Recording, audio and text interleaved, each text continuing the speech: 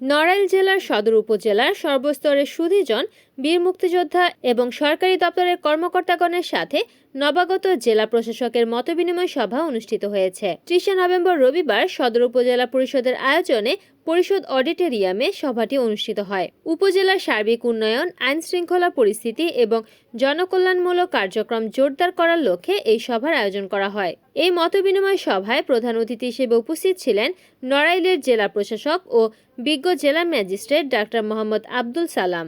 বিশেষ অতিথি হিসেবে ছিলেন উপজেলা নির্বাহী অফিসার সঞ্চিতা বিশ্বাস, সহকারী কমিশনার মোহাম্মদ বদিউজ্জামান, উপজেলা বিএনপি সভাপতি বীর মুক্তিযোদ্ধা মোস্তাফিজুর রহমান আলেক, সাধারণ সম্পাদক মোজাহিদুর রহমান পলাশ, উপজেলা জামায়াতে আমির হাফেজ মাওলানা আবদুল্লাহ আল আমিন প্রমুখ। সভায় প্রধান অতিথি তার বক্তব্যে সমাজের সকল স্তরের মানুষের সহযোগিতা কামনা করেন এবং সরকারের উন্নয়নমূলক কাজগুলো দ্রুত ও স্বচ্ছতার সাথে বাস্তবায়নের ওপর জোর দেন।